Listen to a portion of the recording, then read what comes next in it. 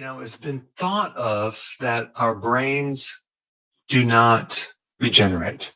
Our brain cells are not renewed. Okay. This is completely false information because the brain cell can regenerate. In fact, it's the rate at which your brain cells regenerate that determines how your cognitive functions going to work or not work as you get older. So today we're going to talk about how to actually increase this regeneration of your nerve cells by a factor of 5x.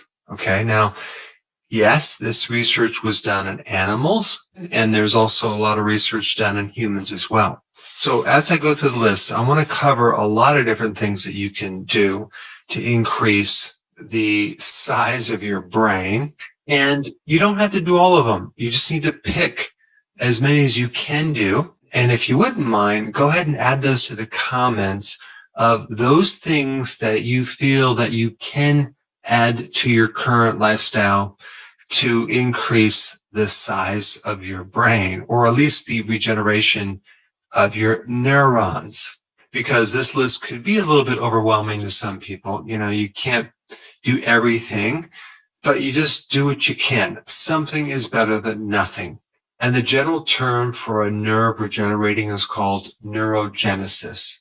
A lot of this research is done on a part of the brain called the hippocampus. The hippocampus, well, they don't know exactly, but it's involved in the relay of information that's connected to memory, learning, spatial navigation, remember layouts of certain things, problem solving, which you kind of need your memory for problem solving, reasoning, and something else called object in place memory. That's like remembering certain objects in certain environments, like where did I put my keys, etc. One thing that's really interesting about the brain, okay, is that if we take a look at the size of the brain and how much it weighs, and we compare that to the rest of the body, it only really makes up like 2% of the whole body weight, yet it requires 20%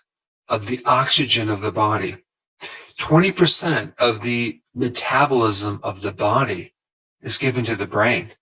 So it's an energy hog. And this is why this first thing I'm going to tell you is so important. Out of all the things you can do to increase the size of the brain and prevent atrophy is regular, consistent exercise.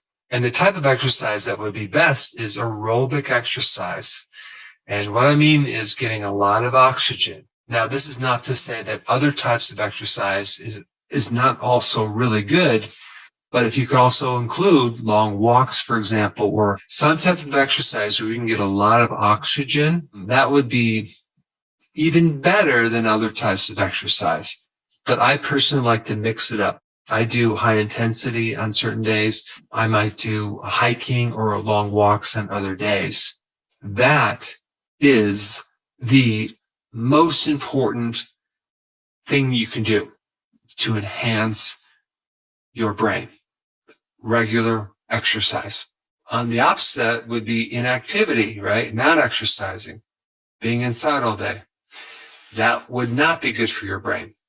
The second most important thing for your brain would be fasting. And I'm going to say just like intermittent fasting, but also periodic prolonged fasting. Very potent stimulator of certain factors that help grow your brain and repair the brain function.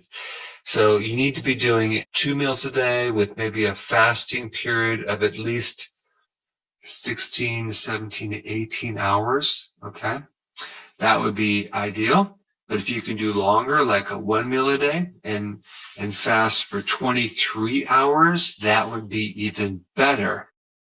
And this would all depend on your lifestyle and also how much repair that you need to do on the brain, because maybe you have some other issues. But the point is that when you eat too frequently and have these snacks, which is just a killer for a lot of problems, the brain suffers the most. Okay, so this idea that you have to constantly fuel the body or the brain is false information. It does very well when you don't eat so frequently and then periodic prolonged fasts for like maybe 48 hours. The next thing, cold therapy, very potent stimulator of neurogenesis, which is the regrowing of your nerve cells.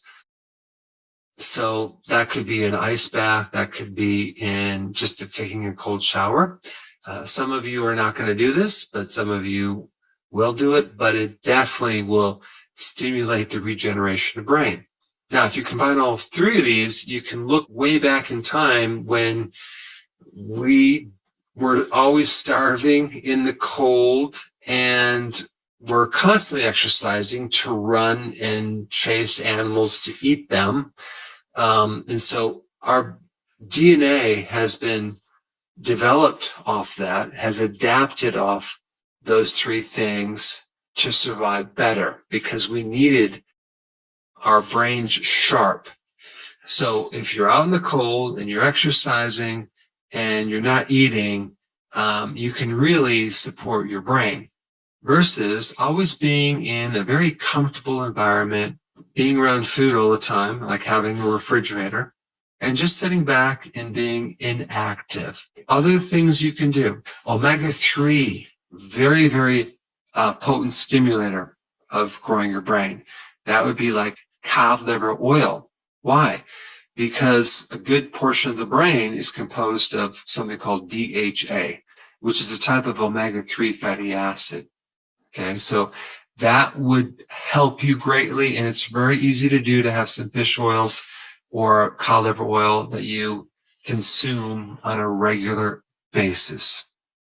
Now, on the flip side of that, the other oil that's really bad for the brain is oxidized oil, like in the oils that are heated, like vegetable oils. To create those oils, you have to heat them up with solvents like hexane. And then you use them in heat too, right? You actually use them to fry something or cook something or deep fry something.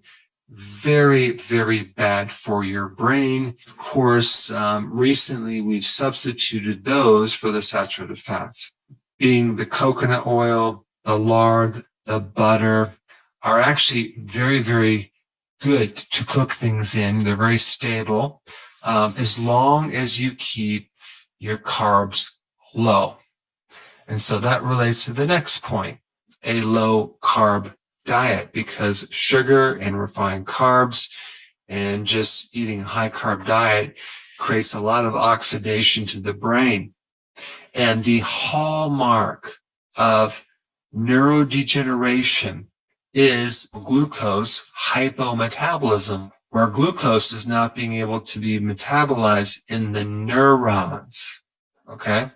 That's the hallmark that occurs within the nerve cells, which means the destruction of the nerve cell occurs because it's not getting glucose fuel. So does that mean you need to eat more glucose? No. It means that you already ate too much glucose and you created insulin resistance, and now you basically create this resistance for glucose as well. And that's what destroys it. You basically starve off the nerve of energy. How can we use that information? We can lower the amount of glucose that you eat, and we can feed your neurons a much better fuel, which is ketones. So ketones are the fuel that can bypass this damage of glucose and go right in and feed the neurons directly. So how do we do that? Well, we just lower our carbs and our bodies will naturally generate ketones. We can also take ketones as a supplement. We can fast and generate ketones, do fasting, intermittent fasting. We can also consume MCT oil because you're going to generate more ketones. Now, I mentioned cold therapy, but you also can do heat therapy, which like in a sauna or a hot shower, that can also be beneficial. But not as beneficial as the cold therapy.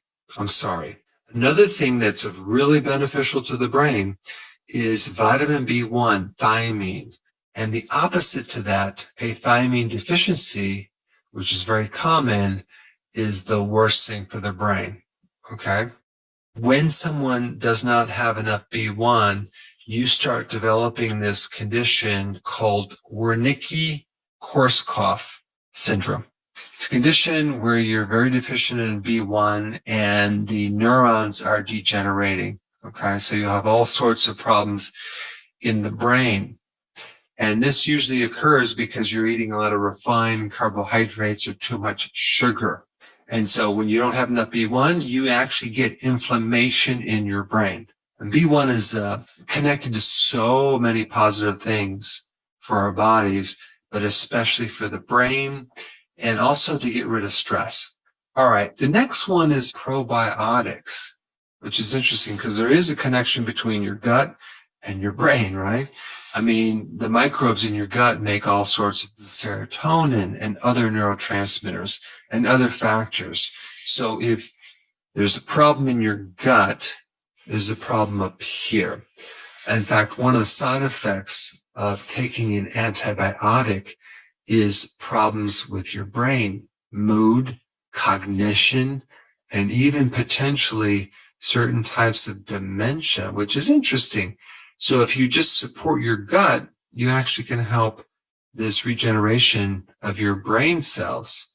So that would be consuming like foods that have friendly microbes, probiotics, sauerkraut, fermented foods, certain vegetables that are grown on soils that have microbes, and also that fiber in the vegetables can actually feed the microbes. And if you have many different types of vegetables or different types of lettuce leaves, that would be better because it's going to create a more diversified microbiome.